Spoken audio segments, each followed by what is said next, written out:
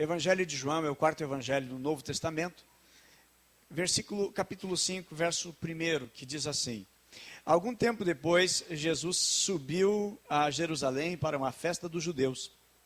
Há em Jerusalém, perto da Porta das Ovelhas, um tanque que em aramaico é chamado Betesda, tendo 5 entradas em volta. Versículo 3. Ali costumavam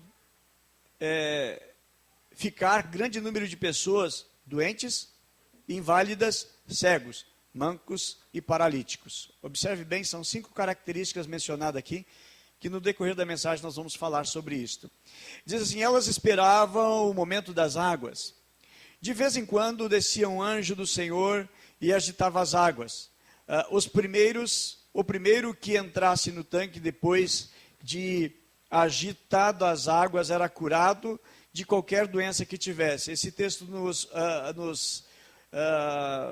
nos mais antigos manuscritos, certo? Nos manuscritos, nas cópias, não tem esta expressão nesse versículo, né?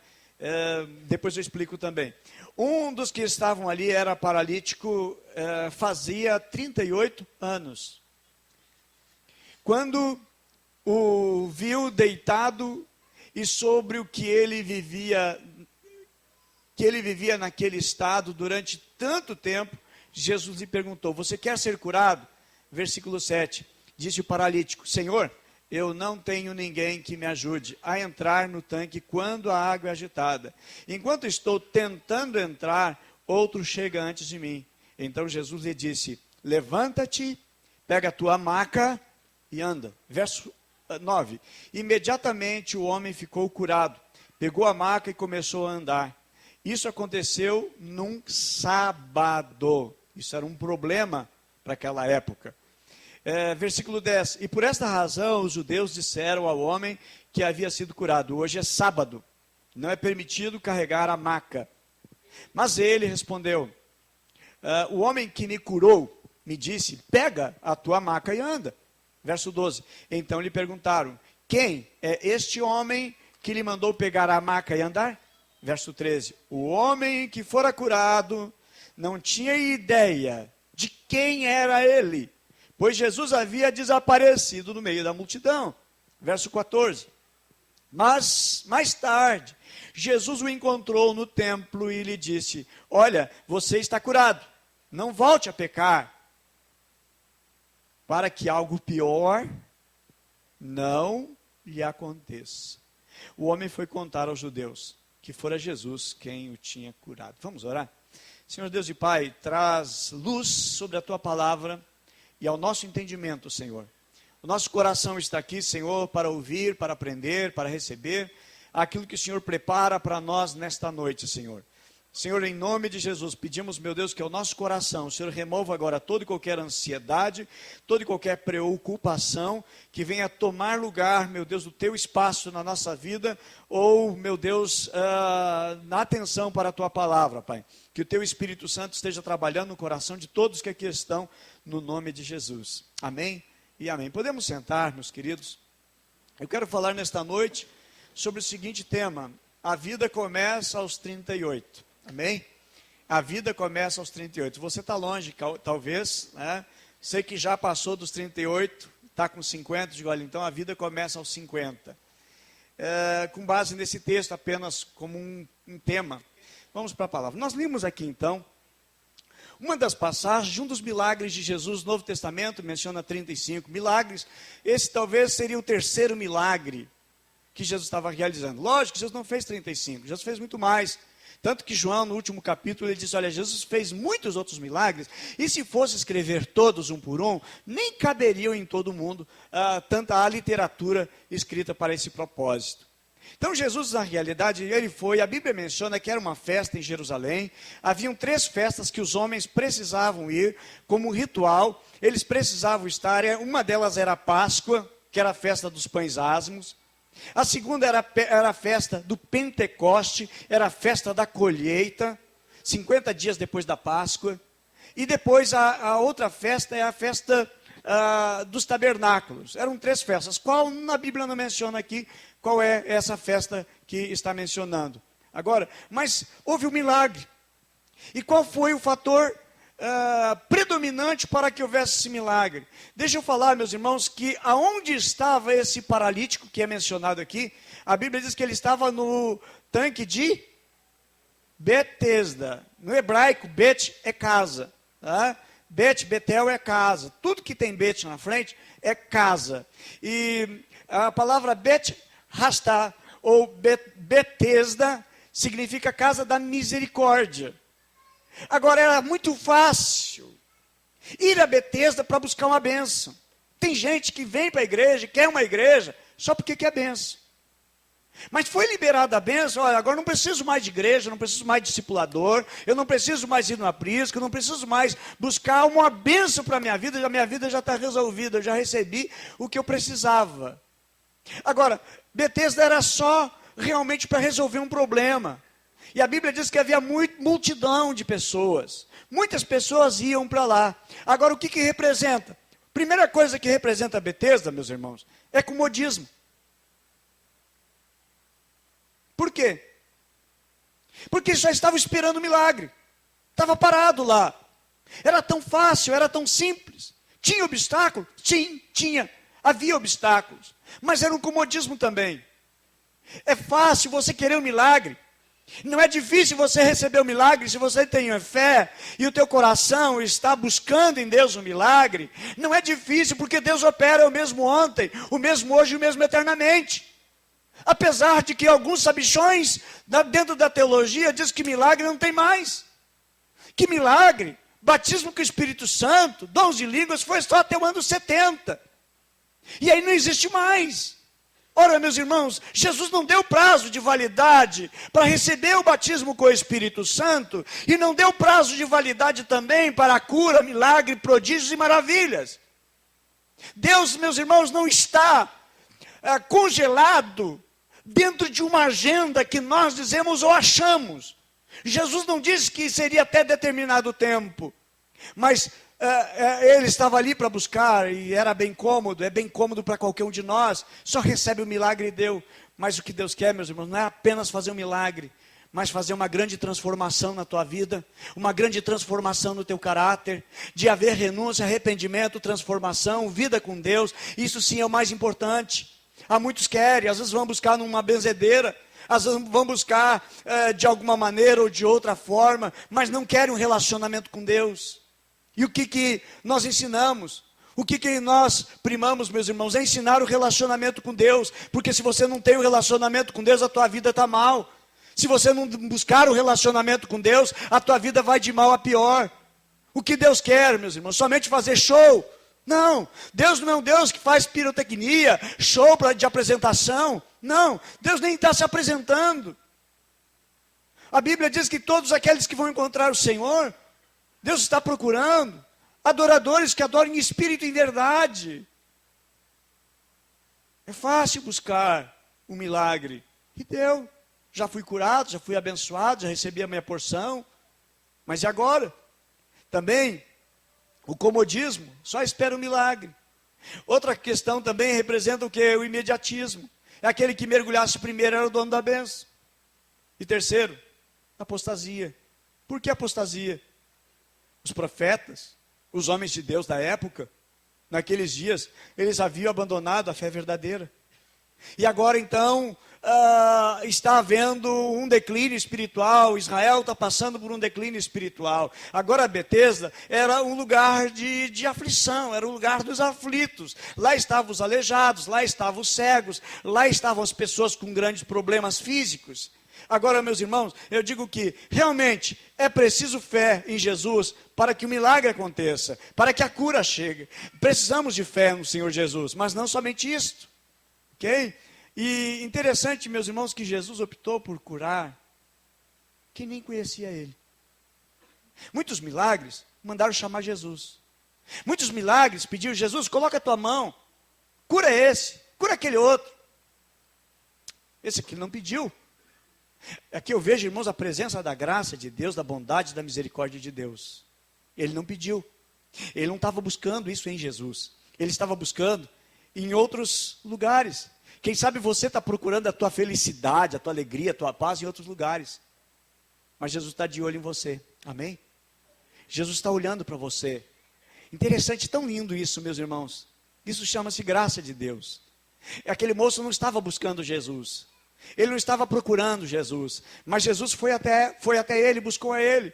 Realmente havia também, né, havia ali alguns empecilhos, e quando Jesus vai até esse homem, eu vejo assim a lição de simplicidade, e da parte de Jesus até mesmo repúdio para a glória pessoal, para puxar a glória para si. Não, Jesus foi num desconhecido, Jesus foi em alguém que não era nada, alguém que não era ninguém. E esse homem, ele tinha um empecilho. Quando ele cria a bênção dele em Betesda, o empecilho era a multidão de enfermos que tinha ali. A Bíblia diz que tinha os cegos, tinha os mancos, tinha os inválidos. Outro problema que ele enfrentava, a espera. A fila de espera era grande. A Bíblia menciona, embora esteja em colchetes, quer dizer que nos manuscritos mais antigos não tinha essa expressão, que um anjo descia de tempo em tempo, ok? Foi agregado depois. Ok? Mas o anjo não tinha uma agenda fixa, todo dia, tal hora, eu vou estar naquele lugar. Não tinha hora marcada para movimentar a água. Mas o que acontecia ali, ok? Um posicionamento, quem estivesse mais perto, quem estivesse mais próximo dali, somente aquele que entrasse na água no momento que a água fosse agitada, somente aquela pessoa que seria curada, né? E Jesus sabia, meus irmãos, que aquele homem estava doente há 38 anos. Jesus sabia a miséria desse homem. Jesus sabia a situação que esse homem tinha. Interessante que Jesus estava com 33 anos, por aí, 32. Esse homem está 38. Ou seja, esse homem já tinha a doença dele antes mesmo de Jesus ter se manifestado em carne. E agora eu acho tão precioso também a pergunta que Jesus vai a esse homem e lhe pergunta. A Bíblia menciona João 5,6, diz assim: e Jesus vendo esse deitado, e sabendo que estava nesse estado havia muito tempo, disse: queres ficar são? A pergunta de Jesus foi essa: queres ficar são? E a resposta do enfermo, a resposta do paralítico, né, ele responde outra coisa. Ele não responde o que Jesus está perguntando. Ele diz: Senhor, não tem um homem, não tem ninguém que quando a água agitada me ponha no tanque. Mas enquanto eu vou, desce outro no meu lugar. A Bíblia menciona que ele era paralítico, ele não poderia caminhar então.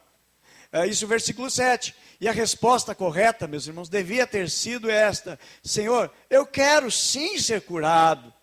Eu preciso ser curado. É o maior desejo da minha vida eu ser curado. Por favor, me ajuda. Essa resposta seria correta. Mas ele não respondeu assim.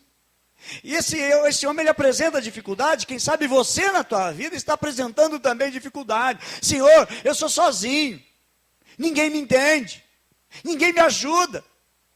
Quando é que ele foca o seguinte, eu quero que todo mundo olhe para mim. Ninguém está olhando para mim. Ninguém me deu atenção. Ninguém me liga. Ninguém me cumprimenta. Eu parece que não existo para ninguém.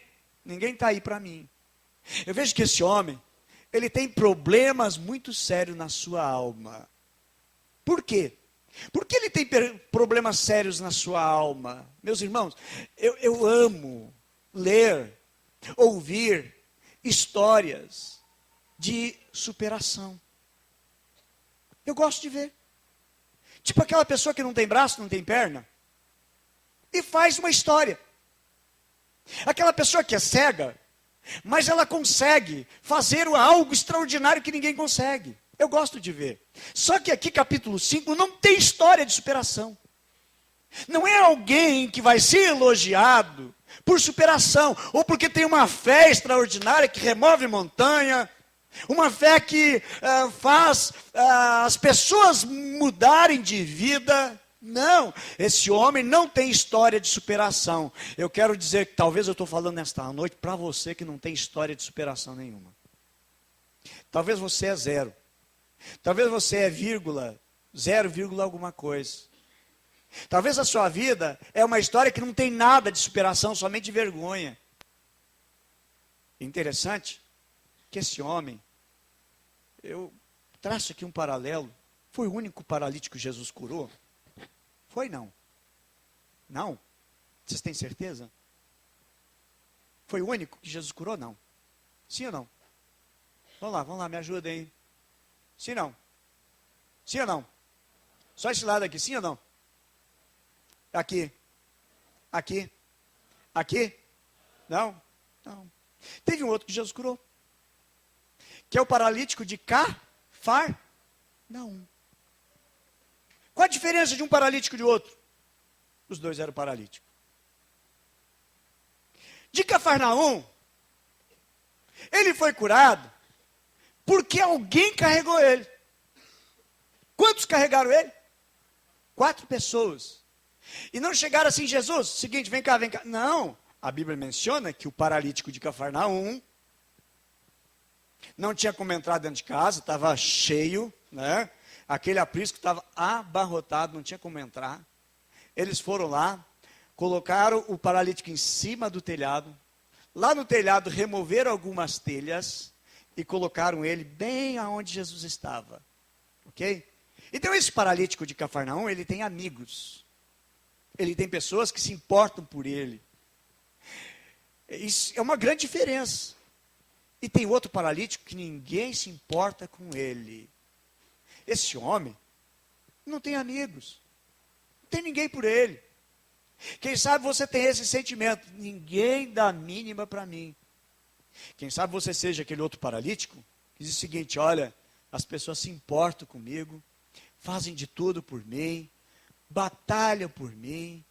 Agora esse homem, meus irmãos, ninguém lutou por ele. Nem ele não lutou por ele. Até aquela situação, tu quer ser curado? Ele não disse sim, eu quero. Por favor, poderia me ajudar? Ele já sai respondendo logo. Meio grosso, estúpido. Eu não tenho ninguém que me coloque. Eu estou aqui injustiçado. Talvez por isso ele é uma pessoa sozinha. Talvez por isso, pelo seu jeito de ser, a sua resposta agressiva, pensava pelo seu temperamento, ele correu com todo mundo. Ele não é aquela pessoa admirada. Não é aquela pessoa dócil. É aquela pessoa que tem facilidade, tem a unção do repelente. Repele quem está perto dele. Tem pessoas, irmãos, que têm uma unção de atração. Atrai para si. Jesus disse que atrairia todos a ele. E nós estamos aqui todos reunidos, atraídos a Jesus. Porque Jesus faz a diferença na nossa vida, amém? Tem feito diferença na sua vida? E vai fazer muito mais ainda. Que sejamos, meus irmãos, se é para ser paralítico, que vão ser um paralítico que tem amigos. E não um paralítico que não tem amizade. Que ninguém se importa com ele. Vamos fazer uma pergunta? Vamos fazer uma pergunta? Onde é que estava a família desse paralítico? Pergunta para a pessoa que está do seu lado. Onde é que estava a família dele? Pergunta. Onde é que está a família desse infeliz? Aliás, desse coitado. Onde é que andava? É um paralítico. Ninguém está dando a mínima para ele, o governo não está dando a mínima para ele. Gente, quem não veio quarta-feira agora, perdeu de ser ministrado a respeito de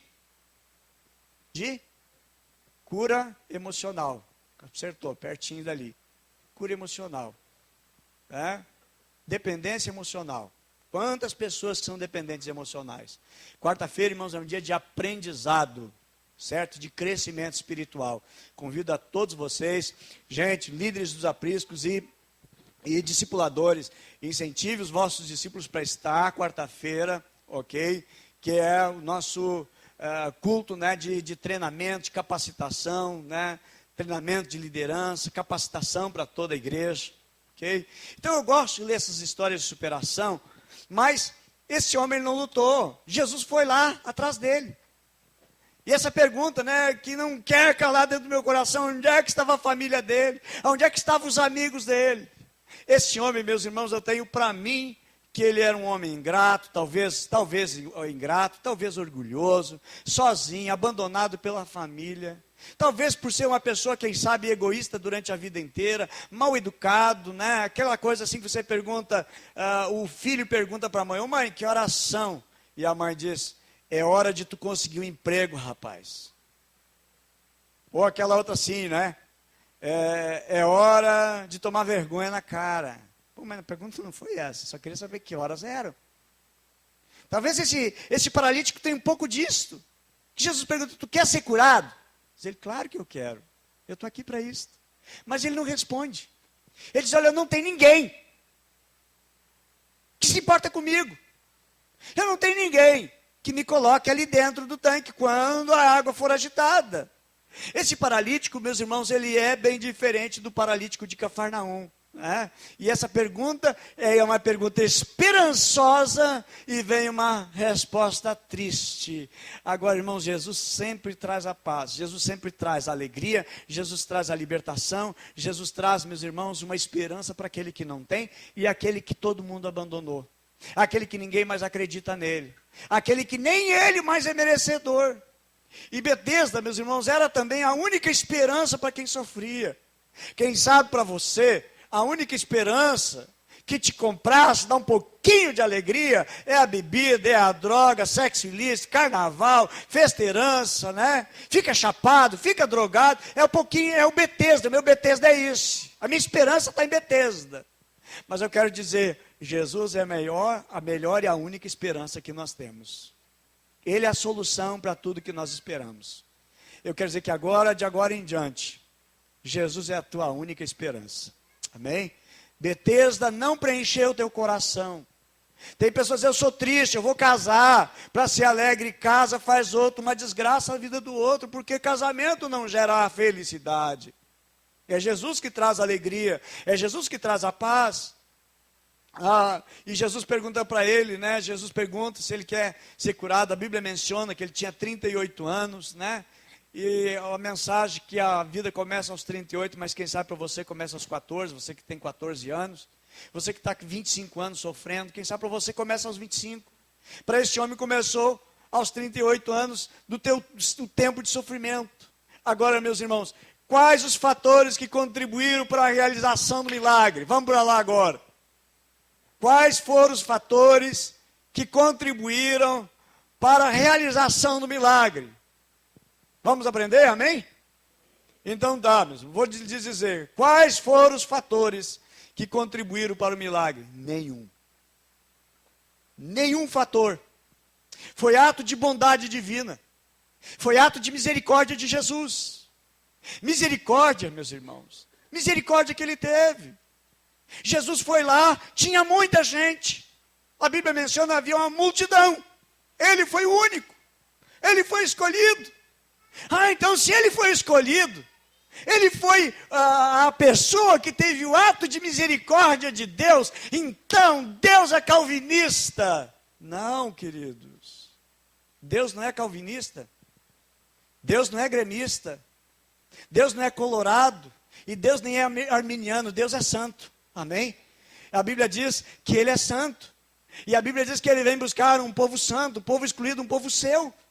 Um povo que o adora. E a Bíblia diz sede santos porque eu sou santo. Ele não diz sede arminiano, sede calvinista, mas ele diz sede santos. Esse é o nosso chamado de sermos. Importa o que você gosta, qual é a linha que você quer mais se agrada, mas isso não importa para Deus. Importante que você busque o Senhor, se deixe ser tratado por Deus, trabalhado por Deus, e Ele vai ao teu encontro porque Ele tem interesse na sua vida, Ele tem interesse por nós, Ele tem interesse da sua presença na nossa vida. Eu quero dizer, Deus não é presbiteriano, Deus não é batista, Deus não é pentecostal, Deus é luz, amém? Amém, graças a Deus é amor também. Bem, nós vamos ganhar o Brasil para Cristo também, mas Deus é amor, seu amor é universal e Ele é cheio de graça. Deus não está procurando essas coisas, meus irmãos. Deus não busca essas coisas. Deus ama a todos. Não tem ninguém que possa dizer, Deus não ama aquele lá. Deus não ama, não, aquele lá é muito perdido. Deus amou, irmãos, e tinha um propósito extraordinário estabelecido. A Bíblia diz em 1 Timóteo 2,3, porque isto é bom e agradável diante do nosso Deus e Salvador, que quer que todos os homens se salvem. O propósito de Deus, irmãos, deseja que todos nós sejamos salvos. A porta está aberta para todos nós. A Bíblia diz que Deus não tarda a sua promessa, mesmo que algumas pessoas estejam dizendo é tardio, mas a Bíblia diz que Ele é longânimo para conosco, não querendo que alguns se percam, senão que todos possam vir a se arrepender e conhecer a Ele de verdade, entregar a sua vida, entregar o seu coração. A Bíblia diz, dê-lhe tempo para que se arrependesse. Por que Deus já não levou tal pessoa? Deus está dando tempo para trabalhar em nós, para trabalhar o seu propósito em nós. Meus amados, o propósito de Deus é nos levar para onde Ele foi preparar um lugar. Eu não vou deixar vocês órfãos, vou preparar um lugar, para que onde eu esteja, vocês estejam também. O amor de Deus é tão grande, irmãos, é universal. Amém? A Bíblia não diz, João 3,16, que Deus amou o mundo de tal maneira que deu seu Filho, para que todo aquele que nele crê não pereça, mas tenha a vida eterna. E nós precisamos, meus irmãos, aprender em Deus e crescer em Deus. Amém? Se você crê no Senhor Jesus Cristo, e a Bíblia diz, crê no Senhor Jesus, será salvo tu e a tua casa. É uma promessa para aquele homem, mas está na Bíblia, eu acho que essa promessa também, eu me aproprio dela, e tenho orado pela minha casa, tenho orado pelos meus filhos, tenho orado pela minha geração, tenho orado por vocês, intercedido e buscado em Deus em oração, para que o Senhor estenda da sua mão e a sua graça. A Bíblia diz, meus irmãos, que nós temos que crer no Senhor. Não confie num tanque de Betesda, confie somente no Senhor. Não confie em amuleto, confie no Senhor. Não confie em horóscopos. Quero dizer para você, se você tem o costume, o hábito de ler horóscopo, deixa de lado, confia no Senhor. Busca no Senhor, porque Ele pode melhorar o teu dia. Ele pode te dar um amanhã melhor, um futuro melhor. A nossa esperança deve estar no Senhor. Amém? Porque Ele é o nosso dono. Ele é aquele que comanda a nossa vida. Amém? E Ele que faz o seu milagre na nossa vida. Agora vamos para o milagre. João capítulo 5, verso 8 e 9. A Bíblia diz, disse-lhe Jesus, levanta-te, toma o teu leito, anda. E logo aquele homem ficou são e tomou o seu leito e andava. E aquele era dia de sábado. Primeira ordem de Jesus é levante-se. Ou seja, sai da posição. Sai da posição que você está. O milagre foi de Jesus. Mas esse homem teve que tomar atitude. Não adianta você só ficar aqui orando, mas não tomar atitude. Você está orando pelo teu Natanael, amém?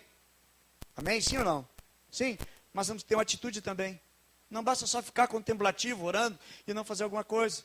Ou só dizendo, Senhor, abençoe meu aprisco, que multiplique, que cresça. Ficar só orando e não sair a evangelizar, não sair a manifestar o ensino da palavra de Deus. Não haverá, meus irmãos, porque a fé vem pelo ouvir e ouvir da palavra de Deus. Gera fé, que produz fé no nosso coração. Outra palavra que Jesus diz para ele, toma teu leito, rapaz. Primeira palavra, te levanta. Segunda palavra, toma o teu leito. Ouça Deus falando nesta noite, o seu coração, que diz para você, te levanta, rapaz. Para de ficar churumingando. Para de ficar esfregando as feridas. Para de ficar relembrando o passado. Sem construir o que Deus tem para a sua vida, o projeto e o plano que Deus tem para a sua vida. Deus está trabalhando, e Deus está trabalhando na sua vida para fazer uma preciosa obra. Primeira palavra, levanta. Segunda palavra, toma teu leito e anda. Atitude, ação que Ele deseja encontrar na nossa vida, amém? Toma posse que Deus tem uma bênção para a tua vida, amém? Em nome de Jesus, é isso que Ele disse. Terceira coisa que Jesus dá uma ordem, diz para ele, anda, não fica parado. Toma uma atitude, anda. Faz alguma coisa. E o milagre, irmãos, aconteceu porque ele deu crédito à palavra de Jesus. De nada vale essa mensagem se você não der crédito e não tomar uma atitude na sua vida. Somos desafiados porque amanhã, segunda-feira, começa a nossa batalha. Saímos do culto aqui, temos uma batalha a enfrentar. Temos algumas perrengas para enfrentar. Mas temos que tomar, meus irmãos, algumas atitudes. Observa bem, irmãos, o milagre aconteceu porque ele deu crédito àquilo que Jesus falou. Segundo, ele mudou o foco também. A cura estava fora da água e não dentro da água. Quantas pessoas, a minha bênção está aqui. E não é. Deus quer focar você diferente. Deus quer levar você a olhar para outro lado. Aquele homem só olhava para a água e 38 anos não resolvia a situação dele. Muda o foco, olha para Jesus. A Bíblia diz, olhando para o autor e consumador da fé. Vamos olhar para Jesus. Para de olhar para as circunstâncias, para as dificuldades, a crise. Para de ficar olhando para o que a Dilma está fazendo, deixou de fazer, se ela vai enterrar o país ou não. O problema é dela, nós vamos olhar para Jesus, amém? Vamos parar de olhar para a crise, a dificuldade, o que eu vou fazer, como é que vai ser. Deus está no controle. E quem está no controle de Deus vai bem em nome de Jesus.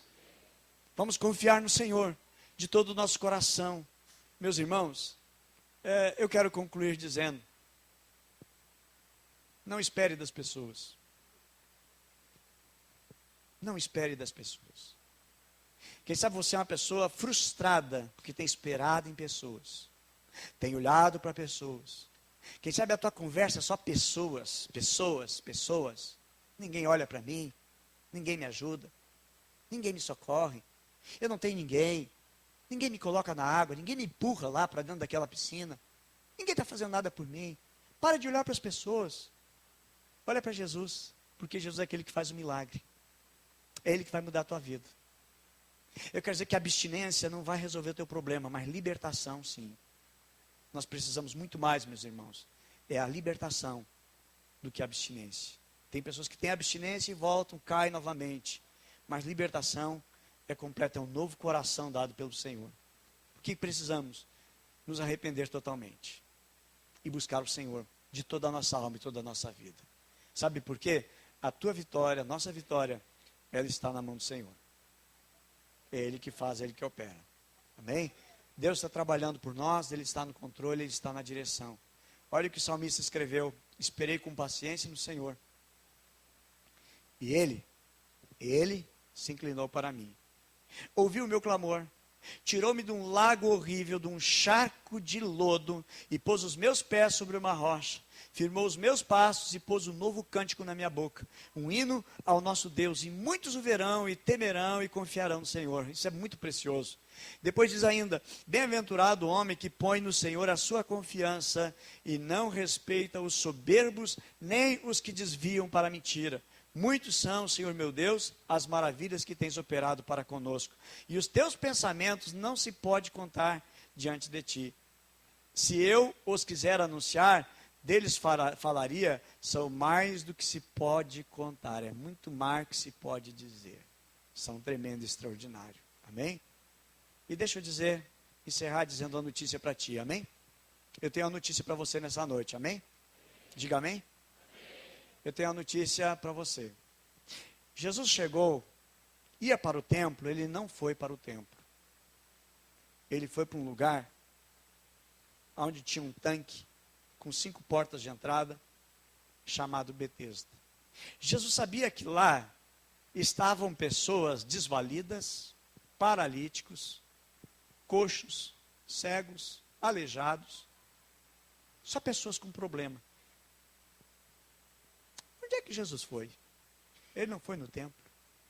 Ele não foi à busca de um lugar de religiosidade. Ele foi num lugar de necessidade. E ali ele encontrou uma pessoa que precisava. Quem sabe você é essa pessoa nesta noite.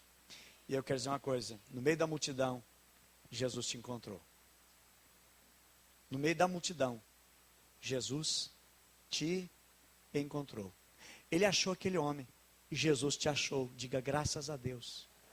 Jesus te achou. Quem sabe você olha, ninguém olha para mim, mas eu quero dizer que Jesus está olhando para você. E Ele te encontrou, Ele te achou. Jesus já te encontrou. Agora, Ele diz: te levanta. O milagre Ele já preparou. Uma mudança para a sua vida, Ele mudou. E Ele disse uma coisa: diz, toma o teu leito. É proibido tomar leito. A religião não deixa. A religião diz: não pode. Eu acho tão interessante que esse homem pegou a sua maca, a sua cama, e ele saiu pelas ruas de Jerusalém caminhando com a cama. E ele entra no templo. E na hora, todo mundo recrimina. E diz: olha, hoje não, hoje é sábado, é o dia sagrado, é o dia do descanso. Nós judeus não carregamos nada dia de sábado, nós temos que respeitar o sábado. Interessante que a religião nunca fez nada por eles, mas criticou. Aí você toma uma decisão por Jesus, você muda de vida, as pessoas vão te criticar. O que está na igreja? O que tu quer lá na igreja? Pois quero dizer uma coisa, meus queridos, que é Jesus na tua vida que vai fazer a diferença. As pessoas perceberão e vão criticar você. Se você tomar uma decisão por Jesus, as pessoas vão criticar você, vão zombar de você, mas eu quero dizer que é Jesus que vai fazer a diferença, porque Betesda nunca fez diferença na sua vida. Eu tenho uma palavra para nós, para a igreja nessa noite. E preste atenção, meus queridos. Que Deus nos chama, meus irmãos, para não ficar só no templo, não. Mas para nós irmos a Betesda, onde as pessoas estão precisando. Na igreja nós trabalhamos com a ferramenta extraordinária que são os nossos apriscos. E são as duas asas, como uma águia, como uma ave, por exemplo, ela tem duas asas, né? Com uma só não voa, com uma só não presta para nada, não serve e vai morrer. A igreja também tem duas asas, é o culto no domingo, amém? E o culto nas quintas, amém? Que são nas casas, são nas nossas reuniões. E também no sábado dos jovens, né? Da moçada bonita aqui abençoada, amém? Então são duas asas que a gente trabalha nas casas e no templo. No domingo, todos os apriscos se reúnem aqui. É lógico, é óbvio que chega um momento que não vai caber, mas esse lugar já não tem comportado lugar para todos. Por isso que nós estamos orando por esse projeto aqui, certo? É algo extraordinário, é algo tremendo. Por isso que domingo passado nós temos 2 cultos, um às 5 da tarde, outro às 7:30, para poder comportar a todos confortavelmente. Mas nós precisamos olhar, irmãos, como Jesus e agir como Jesus. Jesus não focava só no templo. Jesus ia atrás daquilo que era os necessitados, ok? E Jesus, meus irmãos, veio para fazer uma coisa com a tua vida. Tirar você de Betesda. Porque Betesda não vai resolver o teu problema. Tirar você da onde você está procurando uma esperança, onde você está procurando ser alegre e ter paz. E não tem, não existe e não vai ter. Você vai morrendo em Betesda e não vai ter solução para a tua vida. Mas eu quero dizer, Jesus já te encontrou, Ele foi ao teu encontro e Ele quer dizer para você, toma a tua cama, sai daqui, porque aqui não tem resposta para você. Jesus, irmãos, Ele vem ao nosso encontro. E a Bíblia menciona que havia um grande número de pessoas ali, doentes, inválidas, cegos, mancos e paralíticos. Doentes. Quantas pessoas são doentes? E são doentes na alma. São doentes no seu coração, vivem com ansiedade, vivem com um problema psicológico, emocional, tormenta, você não dorme direito. Quem sabe já faz hoje 3 noites que você não dorme. Quem sabe que o travesseiro não é seu amigo. Quem sabe você está martelando um problema e não sabe como resolver. Quer dizer, em nome de Jesus, Ele é poderoso para nesta semana resolver o teu problema e te ajudar. Vamos parar de olhar para Betesda. Os recursos que Deus tem para você não está onde você está esperando. Amém?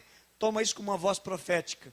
Aonde você está esperando o recurso, não é dali que virá. Deus tem outro caminho para você, extraordinário. Recebe em nome de Jesus. E ali estavam os inválidos, serve para nada. Quem sabe é isso que você tem sentido. Eu não sirvo para nada. Em casa eu não sirvo para nada. Minha vida não tem valor. Estou assim. Tinha os cegos, aqueles que não enxergavam. Eles estavam ali também numa expectativa. A Bíblia menciona que o Deus desse século, inimigo, ele cegou o entendimento. Às vezes falta entendimento porque estamos cegados. Aqueles mancos que ora está bem, ora está mal, né? Pessoa que manqueja, ela tem essa deficiência, ela não tem um caminhar reto. Mas quando Jesus cura, meus irmãos, o caminhar é um caminhar correto. E a Bíblia diz os paralíticos, aqueles que não tinham nada. Jesus pegou, irmãos, o pior caso dali e foi resolver o pior caso. Quem sabe você pode pensar, o meu caso é o pior. Fica tranquilo, Jesus cura tanto o pior quanto aquele que é mais fácil, mas Ele é poderoso para fazer infinitamente mais do que nós pedimos e pensamos. Amém? E atenção, meus líderes abençoados, como é importante aquele segundo banner lá, o amarelo, consolidar. Olha o que Jesus faz. Jesus curou aquele homem e nem se identificou. É diferente de alguns que fazem um milagrezinho aí, já quer espalhar no mundo inteiro aqueles que fizeram milagre. Que tem que sair na mídia, tem que sair na televisão, tem que contar para todo mundo. Jesus não. Fez o milagre e pronto. Porque quem tem poder, irmãos, tem unção de Deus, tem graça, não precisa falando de si, os outros falam dele. Os outros vão elogiar. Não precisa procurar elogio. Deixa que Deus faça a obra através da sua vida e te use. Agora, Jesus, irmãos, ele sai da cena e deixa aquele paralítico. Depois estão perguntando para aquele paralítico, por que ele está carregando? Não pode. Diz ele, não, mas o homem que me curou, ele mandou. Quem é que te curou? Não sei. Jesus desapareceu dali. A Bíblia diz, meus irmãos, versículo 14, mais tarde Jesus o encontrou no templo. Esse é o nosso trabalho. Aquela pessoa que aceitou Jesus, nós temos que ir atrás dela. Precisamos. O teu Natanael, que já veio aqui uma vez, você precisa ir atrás. Aquela pessoa que você está orando e Jesus já fez uma obra, aquela pessoa que foi no aprisco e não foi mais, aquela pessoa que você está discipulando e largou o discipulado, vai atrás. Jesus fez essa obra, Jesus deu uma continuação, consolidação, Jesus deu a sequência. Quem sabe você já desistiu, mas Jesus, ele não desistiu, ele vai atrás e ele está buscando. Jesus insiste, meus irmãos, a dizer não, que nós não devemos nos esquecer de Betesda. O nosso foco como igreja é ir atrás de Betesda, aqueles que precisam, aqueles que necessitam. Quantas pessoas, não preciso de igreja, não preciso de negócio de Bíblia. Pois é, mas o evangelho, irmãos, é exatamente para quem necessita. Jesus disse, eu não vim para os santos, eu vim para os pecadores, eu vim para os perdidos.